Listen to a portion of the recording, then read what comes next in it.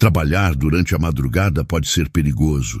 A rua fica mais vazia e você percebe rápido que, se alguma coisa acontecer, talvez demorem para ouvir. Sejam bem-vindos ao Além do Pesadelo. Eu sou Nero e hoje vou contar 3 relatos de pessoas que enfrentaram o pior enquanto quase todo mundo dormia. Comenta de onde você está ouvindo e que horas são agora. Deixa o like para eu saber quem está aqui hoje. Apague as luzes e vamos começar.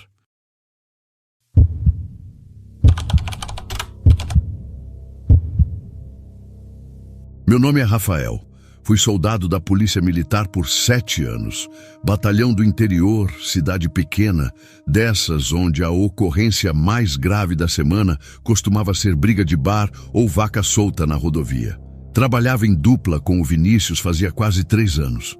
Ele era mais velho que eu, tinha 2 filhos, era daqueles caras que levavam marmita e ficavam mostrando foto da família no intervalo.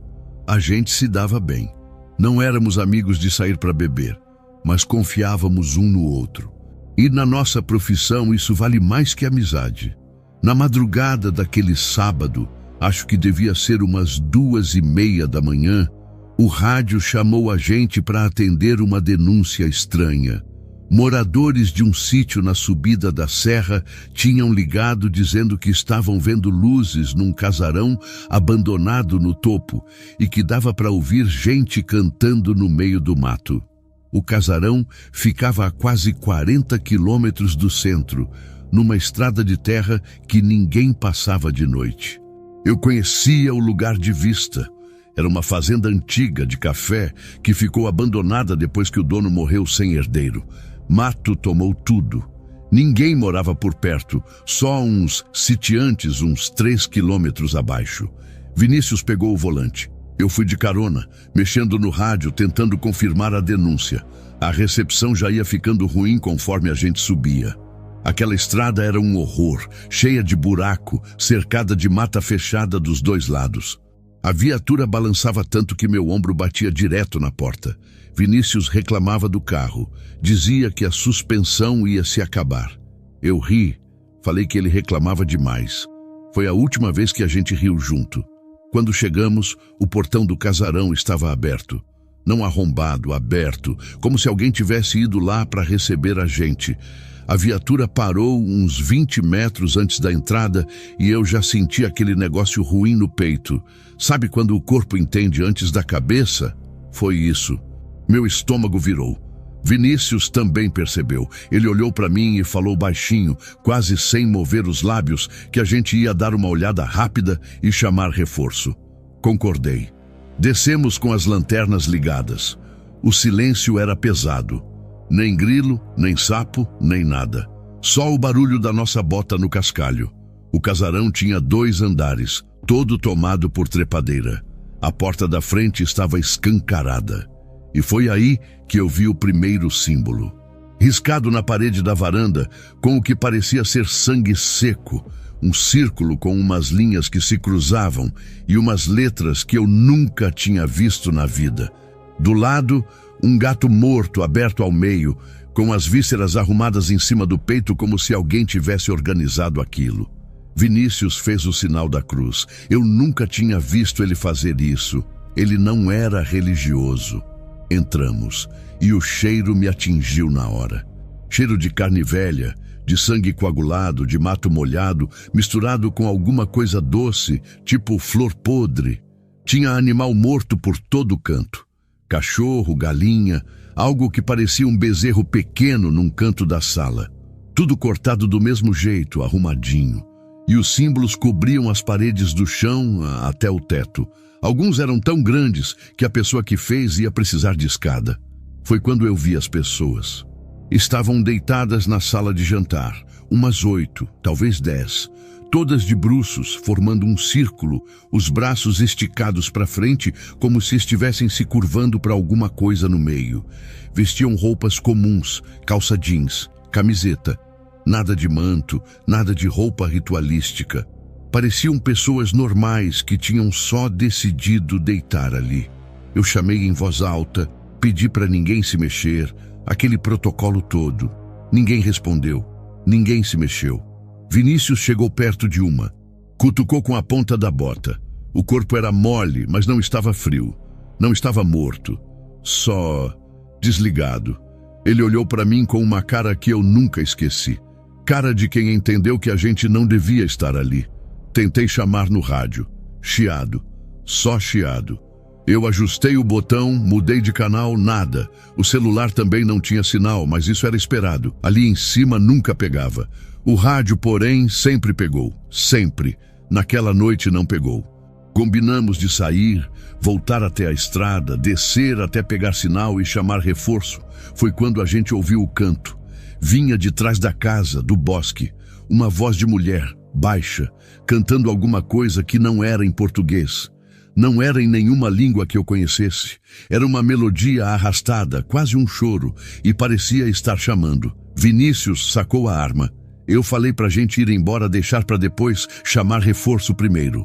Ele disse que ia só dar uma olhada, que talvez tivesse mais gente lá atrás precisando de ajuda. Eu fui atrás. Não devia ter ido, ou melhor, devia ter puxado ele pelo braço e obrigado ele a voltar comigo para a viatura. Mas fui atrás. Passamos pela cozinha, saímos pela porta dos fundos. O bosque começava logo ali, uns 5 metros da parede. As árvores eram velhas, tortas, cheias de musgo. O canto tinha parado. Vinícius ia na frente, lanterna acesa. Eu ia uns 3 passos atrás. Ele entrou no meio das árvores e eu escutei ele falar alguma coisa, tipo opa ou ei, e depois o silêncio. Silêncio total. Chamei o nome dele. Nada. Corri para frente, lanterna varrendo tudo. A mata era fechada demais, a luz não alcançava direito. Chamei de novo. Nada. Meu coração batia tão forte que eu ouvia dentro da cabeça. Andei mais uns 15 metros floresta adentro, tropeçando em raiz, cortando a mão em galho seco. Foi quando eu vi. A uns 10 metros de mim, no meio de 2 árvores, tinha uma mulher. Extremamente magra, tipo pele grudada no osso. Os cabelos eram longos, quase até o joelho, pretos, sujos, cheios de folha e terra. Ela estava de pé, imóvel, e segurava o Vinícius pelo tornozelo. Ele estava sendo arrastado no chão, de bruços, tentando se agarrar em qualquer coisa, unhas cravadas na terra. Ele não gritava. Isso é o que mais me apavora até hoje. Ele não gritava. Só arranhava o chão, com a boca aberta, como se o ar tivesse sido tirado dele. A mulher olhou para mim, não virou o pescoço. O rosto simplesmente estava virado para mim, como se sempre tivesse estado. Os olhos dela eram muito escuros, sem branco, sem nada. E ela sorriu. Um sorriso pequeno, quase educado. Eu saquei a pistola e atirei. Atirei tudo. 12 tiros, a menos de 10 metros. Sou instrutor de tiro, treinei a vida toda para isso. Eu vi as centelhas nas árvores atrás dela. Vi as folhas voando, mas nela nada, nenhuma reação, nenhum sangue, nenhum recuo. Ela continuou parada, sorrindo, segurando o tornozelo do meu parceiro. Quando o carregador acabou, eu fiquei ali de pé, com a arma travada, respirando feito animal. Ela então soltou o tornozelo do Vinícius, levantou o corpo dele com uma das mãos, só uma mão, como se ele pesasse nada, e jogou. Jogou ele com uma força que eu não sei descrever. Ele voou uns 8 metros e bateu de costas num tronco de árvore. Eu escutei o barulho, escutei os ossos. Foi o pior som que eu já ouvi na vida. Ele caiu no chão dobrado errado, do jeito errado, e não se mexeu mais. Eu corri, não tenho vergonha de dizer isso. Corri desesperado, cortando o rosto nos galhos, caindo, levantando, caindo de novo. Perdi a lanterna, perdi o cap, não sei quanto tempo corri. Quando cheguei na viatura, estava com as mãos tremendo tanto que não conseguia enfiar a chave na ignição. Consegui. Desci a serra em 3ª marcha, batendo em pedra, quase saindo da estrada em 2 curvas. Só peguei sinal de rádio quando estava quase chegando na cidade. Chamei reforço aos gritos. Não sei nem o que eu falei direito. Subimos com 4 viaturas, uns 15 homens. Chegamos no casarão antes do amanhecer. Não tinha ninguém, nenhum corpo, nenhum animal morto, nenhuma pessoa deitada na sala. Os símbolos nas paredes, sumidos. A porta da frente fechada. Nenhum vestígio de sangue, nenhum vestígio de tiro no bosque, nenhum cartucho. Meus 12 cartuchos sumidos. E o corpo do Vinícius também sumido. Eu levei os policiais até o tronco onde ele bateu. Não tinha marca nenhuma. A casca da árvore estava intacta. Os caras olharam para mim com uma cara que eu nunca vou esquecer. Não era medo, era pena. 3 dias depois, acharam o corpo do Vinícius numa mata a quase 60 quilômetros do casarão, do outro lado da serra. Uma região que só se chega a pé e que leva pelo menos 8 horas de caminhada. O laudo disse que ele tinha múltiplas fraturas incompatíveis com queda, atropelamento ou agressão convencional. A coluna quebrada em 3 lugares, as costelas quase todas. Mas nenhum ferimento externo, nenhum corte, nenhum arranhão, nenhuma marca de bala. Nada. E ninguém sabia como o corpo tinha chegado ali. A investigação foi rápida. A perícia disse que o padrão das fraturas era compatível com esmagamento por impacto, mas sem superfície de impacto. Impossível, tecnicamente. Então, concluíram o que era mais fácil concluir, que eu tinha surtado, matado o Vinícius, escondido o corpo e inventado a história do casarão para me safar. Não importava que eu não tinha histórico de doença mental. Não importava que os moradores do sítio confirmaram ter visto luzes no casarão naquela noite. Não importava que eu tinha ligado o rádio na frequência errada porque estava desesperado e que o áudio da minha ligação de socorro estava gravado, com a minha voz aos prantos falando de uma mulher no mato. Fui expulso da corporação. Fui internado compulsoriamente aqui, nesse hospital psiquiátrico, onde estou até hoje. Já faz quase 4 anos. Os médicos me dão remédio de manhã, na hora do almoço e antes de dormir. Dizem que eu tive um surto dissociativo, que criei uma realidade paralela para não encarar o que fiz. Eu já parei de discutir. Não adianta. Mas eu sei o que eu vi. E toda vez que fecho os olhos, ela continua ali, entre as 2 árvores, sorrindo para mim, esperando. Sei que aquele casarão continua de pé, sei que a estrada continua existindo, e sei que uma hora, alguma noite, alguém vai subir a serra depois da meia-noite, vai ver as luzes acesas, vai ouvir o canto vindo do bosque, e vai entrar. Se você está lendo isso e mora perto da serra e conhece um casarão velho de fazenda de café no alto, com um portão de ferro tomado por trepadeira, por favor, não sobe lá de noite. Não importa a denúncia. Não importa quem está pedindo socorro. Ela está esperando. Eu tive o meu tempo. Perdi meu parceiro, perdi minha carreira, perdi minha família, perdi a minha sanidade na cabeça das pessoas que me amam. Só me sobrou essa história para contar. E a certeza de que quando eu morrer aqui dentro, ninguém nunca vai acreditar em mim. Mas ela vai continuar lá, parada entre as árvores, sorrindo.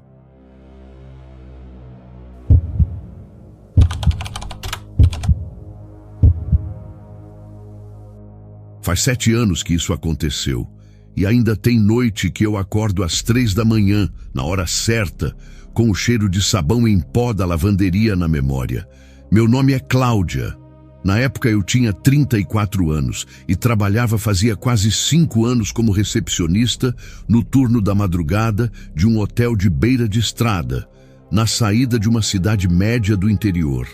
Era um hotel simples, 18 quartos, 2 andares, daqueles que atendem principalmente caminhoneiro, representante comercial e casal que não quer ser visto no centro. O prédio ficava uns 40 metros afastado da rodovia, num terreno com estacionamento na frente e um jardinzinho triste dos 2 lados. A recepção era pequena, com um balcão de fórmica, um sofá velho, uma televisão pequena presa na parede e uma porta atrás do balcão que dava para o corredor de serviço. Nesse corredor tinha a lavanderia, um depósito de material de limpeza e uma porta para os fundos. Eu trabalhava sozinha da meia-noite às 8 da manhã. Sozinha mesmo. Não tinha segurança, não tinha camareira. O dono achava que não precisava, porque de madrugada quase ninguém chegava. Quando chegava alguém, geralmente era caminhoneiro cansado, querendo dormir 3 horas antes de continuar viagem. Eu fazia o check-in, entregava a chave e voltava para minha novela gravada, meu café e meu celular. Era um trabalho tranquilo, ganhava mal, mas era tranquilo. Naquela madrugada de terça para quarta, eu me lembro que tinha só 3 quartos ocupados. Um caminhoneiro no 12, um casal no 15 e um representante de laticínios no 8, que era cliente antigo e já subia sem falar comigo. A recepção estava vazia, chuva fina lá fora, dessas que molham devagar e não param. Eu estava vendo um vídeo qualquer no celular quando ouvi a porta de vidro da entrada bater com força. Levantei a cabeça e vi uma mulher entrando quase caindo. Deveria ter uns 30 anos, cabelo comprido preso no ombro, uma blusa branca com uma mancha de sangue no colarinho. O lábio estava cortado, um dos olhos inchado. Ela estava descalça mesmo. Segurava a bolsa contra o peito como se fosse a única coisa dela no mundo. Ela veio direto para o balcão e falou uma frase que eu nunca vou esquecer. Falou baixinho, apressada, quase sem respirar entre as palavras. Moça, pelo amor de Deus, esconde eu em algum lugar. O homem que está comigo tentou me matar. Fiquei paralisada por 2 segundos. Depois entrei em modo automático. Contornei o balcão, peguei ela pelo braço e levei ela para dentro pelo corredor de serviço. Perguntei rapidinho onde ele estava. Ela disse que tinha pulado do carro numa curva, uns 3 quilômetros antes, quando ele parou para fazer alguma coisa no bagageiro e que veio correndo pela beira da rodovia até ver a placa do hotel. Não sabia se ele tinha visto ela sair. Não sabia se ele estava atrás. Eu abri a porta da lavanderia. Era um cômodo pequeno, uns 5 metros quadrados, com 2 máquinas de lavar velhas, uma secadora quebrada, prateleiras com lençol e toalha, e um cesto grande de roupa suja no canto. Não tinha janela. A luz era uma lâmpada única no teto. Falei para ela ficar ali, atrás do cesto, agachada, e não fazer barulho por nada. Ela agarrou meu braço com as 2 mãos. As unhas eram compridas e uma tinha rachado até a raiz. Ela chorava sem fazer som. Só falava obrigada, obrigada, obrigada. Fechei a porta. Voltei para a recepção quase correndo, peguei o telefone fixo e liguei para a polícia. Falei baixinho, com a boca perto do bocal. Dei o endereço do hotel, disse que tinha uma mulher agredida, escondida ali, e que o agressor podia estar a caminho. A atendente falou que ia mandar viatura e me pediu para manter a linha aberta. Eu falei que não podia manter a linha aberta porque se o cara chegasse ia estranhar. Ela entendeu, mandou eu ligar de novo se precisasse e desligou. Não deu 10 minutos. A porta de vidro abriu e ele entrou. Eu esperava um monstro. Um cara com aquela cara de bandido de novela, olho vermelho, roupa suja de sangue. Não era. Era um homem de aparência absolutamente comum. Talvez uns 40 anos, magro, de altura média, cabelo curto e bem penteado, óculos de grau discreto. Vestia uma camisa polo azul marinho, calça bege, sapato social. Tinha um pequeno curativo no dorso da mão esquerda, feito com esparadrapo. Trazia uma pastinha de couro debaixo do braço, dessas de executivo. Parecia gerente de banco. Ele veio até o balcão com uma cara de preocupação tão convincente que por um segundo eu duvidei do que tinha acabado de acontecer. Cumprimentou baixinho, com uma voz calma, quase educada demais. Perguntou se por acaso uma mulher tinha entrado ali nos últimos minutos. Descreveu ela nos mínimos detalhes. Blusa branca, cabelo preto, altura, idade. Até uma cicatriz que a mulher tinha na testa perto da raiz do cabelo. Uma marquinha que eu nem tinha reparado. Eu falei que não. Falei que estava com sono, tinha ficado sem prestar atenção, mas não tinha entrado ninguém. Ele sorriu de um jeito triste, falou que era o marido dela, que ela era paciente psiquiátrica dele, quer dizer, era paciente de um médico dele e que sofria de um transtorno grave, com surtos violentos. Que estavam voltando de uma consulta em outra cidade quando ela teve um surto no carro. Arranhou o próprio rosto, quebrou o próprio lábio batendo no vidro e pulou do veículo quando ele parou num acostamento para tentar acalmar ela. Eu ouvi tudo sem falar nada. Ele abriu a pastinha, tirou 2 documentos, uma carteira de identidade dele, com o nome direitinho, o rosto direitinho, e uma carteira de identidade dela. A foto era ela, sem dúvida nenhuma. O nome, o rosto, tudo batia. Eram casados. Ele mostrou também uma certidão que estava dobrada dentro da pasta. Mostrou fotos no celular. Fotos dos 2 juntos na praia, num restaurante, num aniversário com um bolo com o nome dela escrito em cima. Fotos de meses, de anos. E depois mostrou receitas médicas, vários papeizinhos rosa e branco, com o nome dela, carimbo de médico, remédios que eu nunca tinha ouvido falar, mas que ele explicou. Falou de dose, falou de efeito colateral, falou de crise anterior, falou o nome do psiquiatra dela. E aí, ele começou a falar dela, de coisas íntimas. Falou que ela tinha perdido a mãe fazia 2 anos e nunca superou. Falou que ela tinha um cachorrinho chamado Nino, que ela adorava. Falou que ela tinha medo de trovão. Falou de um episódio, alguns meses atrás, em que ela tinha atacado uma vizinha com uma tesoura, e como ele tinha conseguido segurar antes de acontecer o pior, e como ele tinha pagado o tratamento da vizinha do próprio bolso para não registrar boletim. Falou tudo com aquela voz calma, cansada, de quem sofre em silêncio faz muito tempo. E olhou para mim, olhou nos meus olhos, e falou uma frase que ficou martelando na minha cabeça. Falou assim, quase num sussurro: "Moça, eu sei que a senhora deve estar com pena dela. Todo mundo tem. Ela é linda quando não está em crise. Mas se a senhora estiver escondendo ela, e ela machucar alguém aqui hoje, machucar a senhora mesmo, machucar um hóspede, uma criança, o que for, a senhora vai ter que responder por isso. A senhora e o hotel. Eu não quero que aconteça isso. Eu só quero levar minha esposa para casa, para ela tomar o remédio, e amanhã cedo internar ela na clínica em que ela já ficou antes." Eu comecei a suar. Muito. Meu vestido colou nas costas.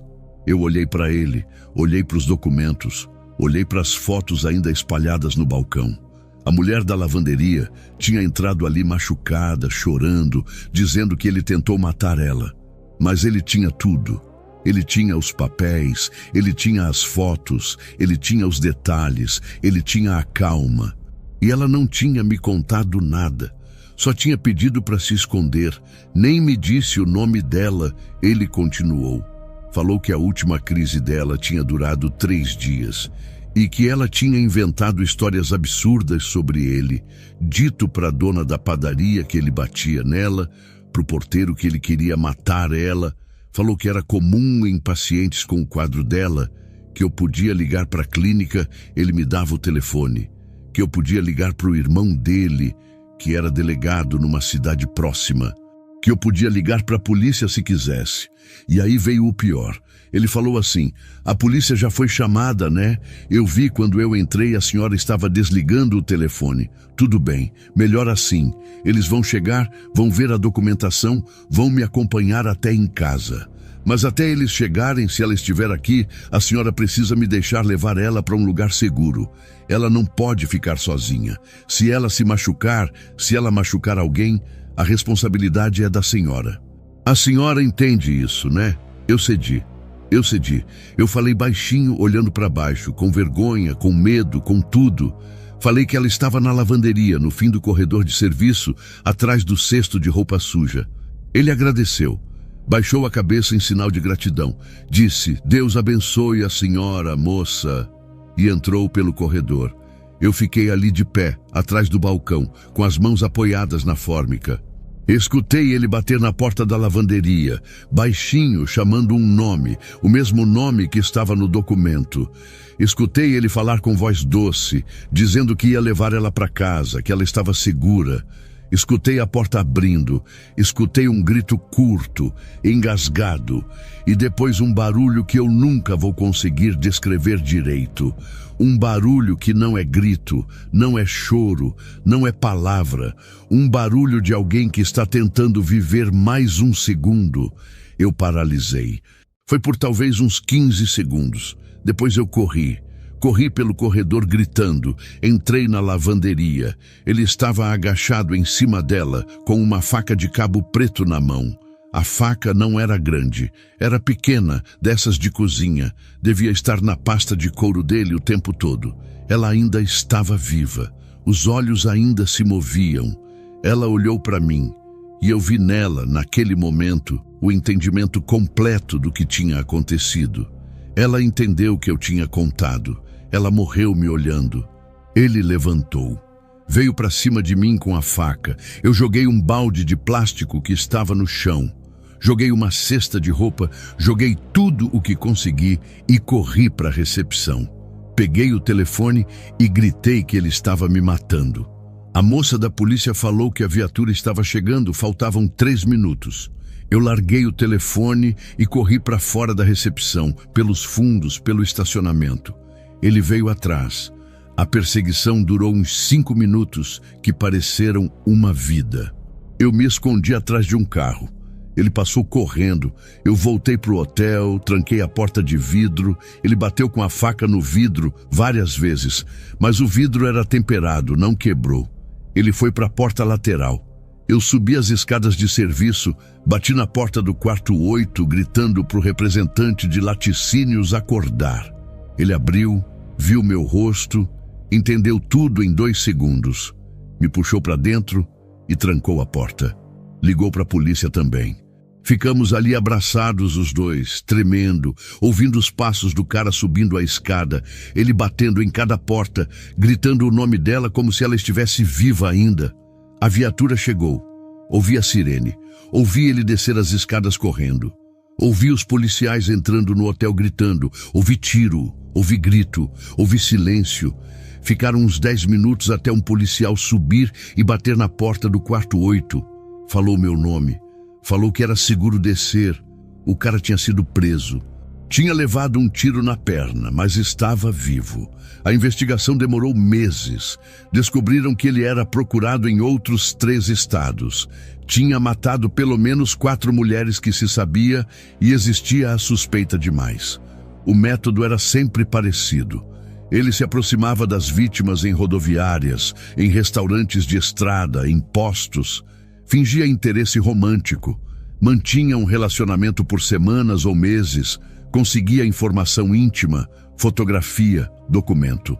Depois oferecia uma viagem, e na viagem tentava matar. Aquela mulher, a Marlene, ela se chamava Marlene, tinha 29 anos, era enfermeira em outra cidade e estava viajando com ele fazia 3 dias, achando que ia conhecer a família dele no litoral. Nem casados eles eram. A certidão era falsificada. A carteira de identidade dela era verdadeira, sim. Tinha sido roubada da bolsa dela por ele naquela mesma tarde. Todas as fotos eram verdadeiras. Todas as informações eram verdadeiras. Ele passou meses coletando aquilo para usar naquele momento. Naquele momento em que ele soubesse que ela ia tentar pedir ajuda para alguém. Ele contava com pessoas como eu. E encontrou. Todo mundo disse que eu também fui vítima. O delegado, o promotor, o meu advogado, minha família, o pastor da minha igreja. Todo mundo. Disseram que era manipulação psicológica de altíssimo nível, que qualquer pessoa cairia, que a culpa era só dele. Fui ouvida como testemunha, não como suspeita. Ninguém nunca me acusou de nada legalmente. Mas eu sei o que eu fiz. Eu tive uma mulher chorando na minha frente, com o lábio partido e o pé descalço, agarrada no meu braço me pedindo pelo amor de Deus. E eu troquei ela por um homem de camisa polo e óculos de grau que me mostrou uns papéis. Eu troquei ela porque ele era mais convincente. Eu troquei ela porque ele parecia mais gente do que ela. Isso é uma coisa que eu não sei viver com. E não vivo direito. Larguei o hotel na semana seguinte. Larguei o turno da noite para sempre. Faz 7 anos e eu não trabalho depois das 6 da tarde por nada nesse mundo. Hoje sou caixa de supermercado, ganho pouco, mas trabalho de dia, com luz de sol na janela, com gente por todo lado, com gerente na sala do lado. Faço terapia faz 6 anos. A psicóloga ajuda um pouco, não muito. Nada consegue tirar o rosto da Marlene me olhando de dentro daquela lavanderia. Todo ano, no dia da morte dela, eu vou até o cemitério da cidade dela. Fica a quase 200 quilômetros da minha casa. Levo uma rosa branca. Não falo nada porque não sei o que dizer. Fico ali sentada uns 15 minutos e vou embora. O irmão dela me viu uma vez, no 2º ano. Ele soube quem eu era. Ele não me xingou, não gritou comigo. Ele só olhou para mim com uma cara muito cansada e falou que a mãe dele tinha morrido de tristeza 6 meses depois da Marlene e que ele agora ficou sozinho no mundo. Depois foi embora sem se despedir. Eu ainda vou lá todo ano. Ele nunca mais me viu, ou nunca mais quis me ver. Se eu pudesse voltar naquela madrugada, eu não abriria a porta para ele. Eu trancaria a porta de vidro. Eu não olharia para os documentos. Eu não escutaria uma palavra do que ele tinha para dizer. Eu esperaria a polícia com a Marlene do meu lado, atrás do balcão, segurando a mão dela, até chegar quem podia protegê-la de verdade. O mundo diz que fui vítima, mas dentro de mim, eu sei o que fui. Antes de continuarmos, quero mostrar como você pode apoiar o canal e ainda deixar uma mensagem para o Nero. É só acessar o LivePix, escrever seu nome e sua mensagem e enviar qualquer valor. O QR Code está na tela e o link no comentário fixado. Eu agradeço cada contribuição e cada mensagem recebida. Muito obrigado. Agora vamos ao próximo relato.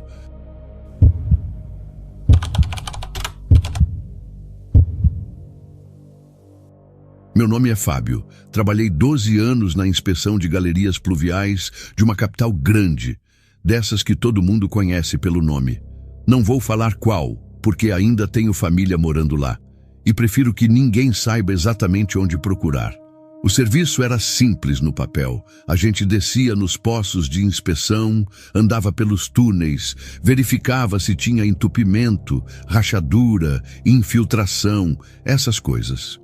Trabalho de madrugada, quase sempre sozinho ou em dupla, porque durante o dia o movimento na superfície atrapalha e porque de noite a chance de a galeria estar seca é maior. O turno da madrugada não é para qualquer um. Você desce numa boca de lobo, some do mundo e passa horas andando debaixo da cidade enquanto todo mundo dorme em cima da sua cabeça. Já vi de tudo lá embaixo. Já vi cadáver de bicho, já vi carro afundado, já vi mala com dinheiro roubado que a gente tinha que entregar para a perícia. Já vi coisa que preferia não ter visto. Mas nunca, em 12 anos, eu tinha visto o que vi naquela noite. Fazia uns 3 meses que a chefia estava recebendo reclamação estranha. Sumiam ferramentas dos depósitos subterrâneos. Uma marreta aqui, uma corda ali, uma botija de gás pequena. Coisa que a gente às vezes deixava guardada em nichos dentro das galerias para não ter que carregar tudo o tempo todo. As equipes noturnas também vinham falando de barulho. Diziam que ouviam passo, tosse, batida de metal, sempre no fundo dos túneis mais antigos. A princípio, a gente achou que era mendigo. Não seria a primeira vez. De vez em quando, um sem-teto conseguia descer por uma boca de lobo mal fechada. Ficava uns dias. A gente encontrava e chamava a assistência social. Mas dessa vez era diferente. As coisas sumiam de setores fundos demais para alguém desses conseguir acessar.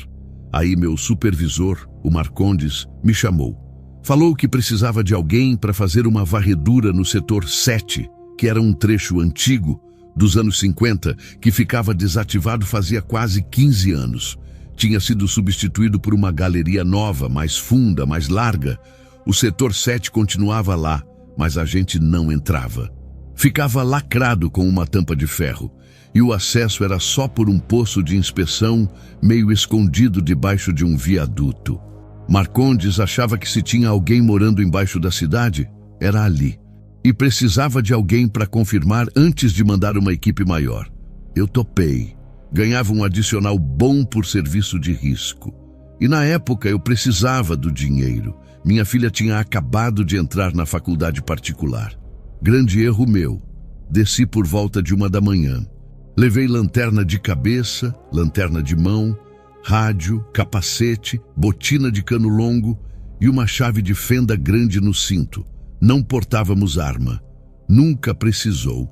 O poço de inspeção do setor 7 era estreito. Precisei apertar o corpo para passar. Já senti na descida que o ar era diferente, mais quente, mais parado. Quando pisei no chão do túnel, dei uma varrida com a lanterna e vi que o piso estava seco. Um túnel pluvial desativado fica seco quando não chove faz tempo. E não chovia fazia umas 2 semanas. Perfeito para alguém se instalar. Comecei a andar. O túnel tinha uns 2 metros de altura e 1,5 metros de largura. As paredes eram de alvenaria antiga, tijolo aparente, com aquele reboco velho descascando. Fui andando devagar, prestando atenção no chão. E foi aí, uns 150 metros para dentro, que eu comecei a ver as coisas. Primeiro foi uma marca no chão, uma trilha de pisada. Alguém andava por ali com frequência. Depois foi uma lata de sardinha vazia, jogada num canto. Não estava enferrujada, era recente. Depois foi um pedaço de barbante amarrado numa saliência da parede. Alguém tinha feito um sistema de orientação, tipo os antigos labirintos, para não se perder. Meu rádio começou a chiar. A recepção lá embaixo era ruim mesmo, mas eu consegui avisar o Marcondes que estava confirmando indícios de ocupação. Ele mandou eu registrar tudo com foto e voltar. Não precisava se arriscar. Eu falei que ia mais uns 200 metros e depois subia. Foi burrice, foi teimosia, foi vaidade profissional, sei lá. Continuei. O túnel fazia uma curva e do outro lado da curva o cenário mudou completamente. Tinha um colchão no chão, encostado na parede. Colchão de solteiro, sujo, mas com um lençol dobrado em cima. Do lado, uma caixa de madeira servindo de mesa. Em cima da caixa, uma lamparina apagada, um caderno, uma caneca de alumínio. No canto, um fogão de camping com uma botija pequena, dessas de 2 quilos, das que tinham sumido do depósito. Uma pilha de latas de comida vazias, arrumadas por tamanho. Uma corda pendurada de um lado a outro do túnel, servindo de varal, com 2 camisas e uma calça pendurados. Aquilo não era acampamento de mendigo. Aquilo era uma casa. E tinha mais coisa. Tinha ferramenta boa, marreta, alicate, chave de grifo, tudo arrumado numa lona estendida no chão. Tinha um gerador pequeno, dos portáteis, encostado na parede, com um fio saindo dele até uma lâmpada improvisada no teto.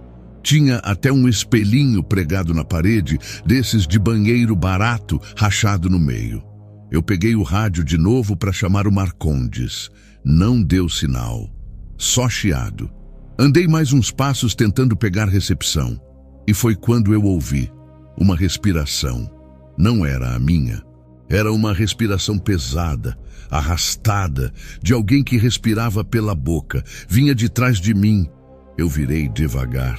A lanterna da cabeça iluminou o túnel por onde eu tinha vindo, e ele estava lá, de pé, a uns 10 metros de distância, parado no meio do túnel.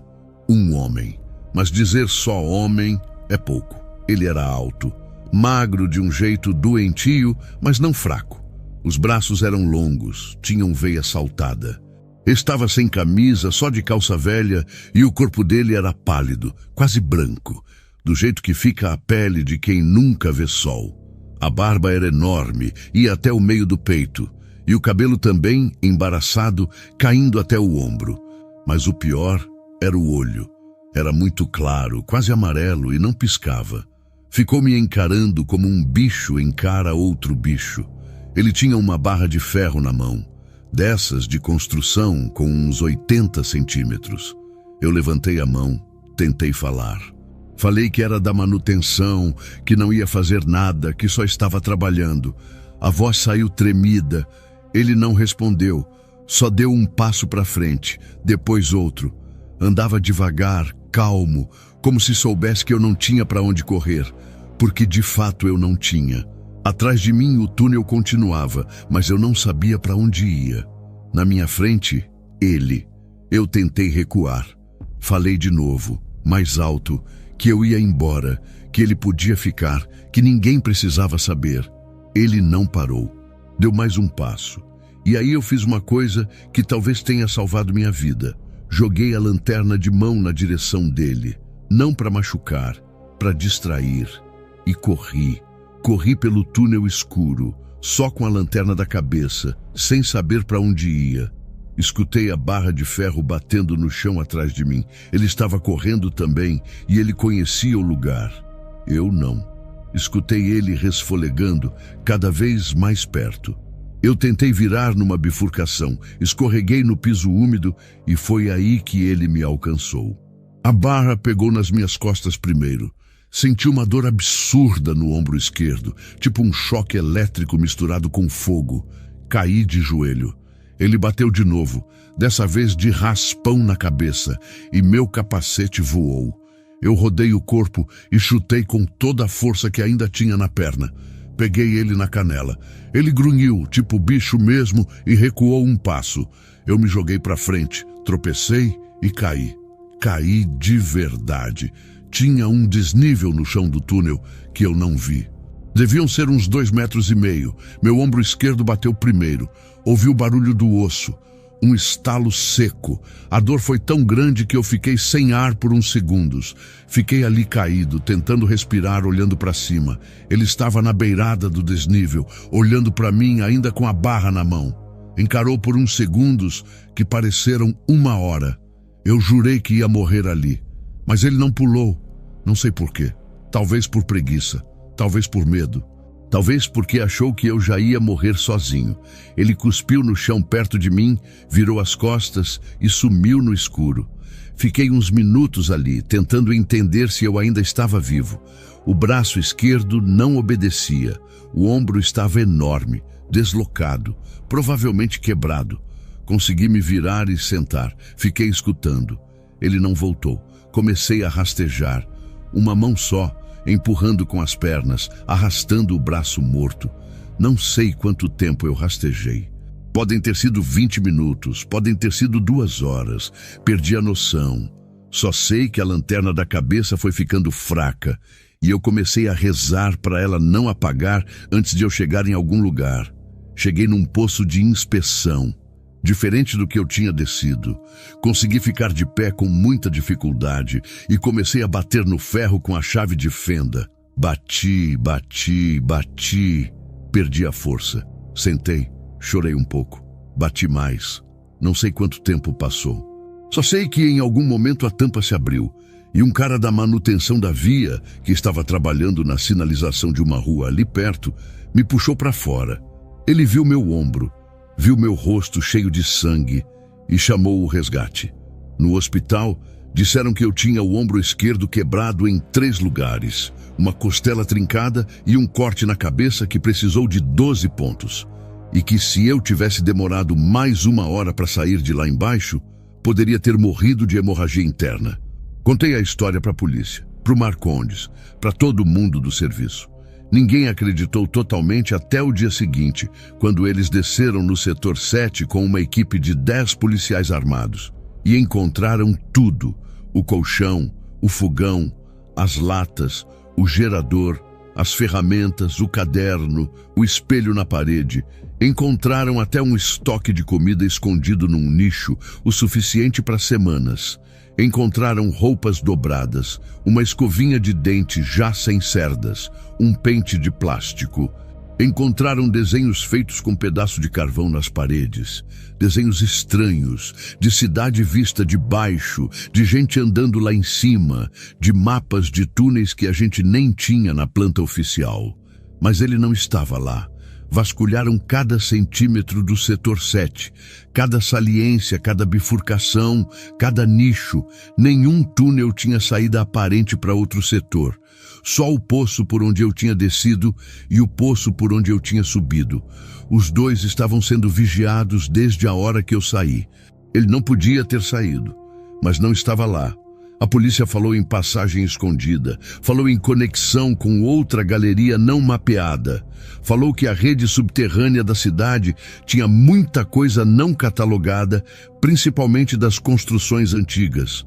Prometeram investigar mais, nunca mais me deram notícia. Fiquei 3 meses em casa me recuperando. Voltei ao trabalho porque precisava do salário, mas nunca mais desci no setor 7. Falei para o Marcondes que não descia por nada. Ele entendeu. Botou outros para fazer. Umas 5 semanas depois de eu voltar, uma empresa terceirizada foi contratada para fazer um levantamento estrutural no setor 7. Diziam que iam usar equipamento novo, sonar, essas coisas, para mapear tudo. Desceram 3 funcionários numa terça-feira à noite, homens experientes de outra capital que já tinham feito serviço parecido em outras cidades. Levaram rádio, equipamento, tudo. Nunca mais saíram.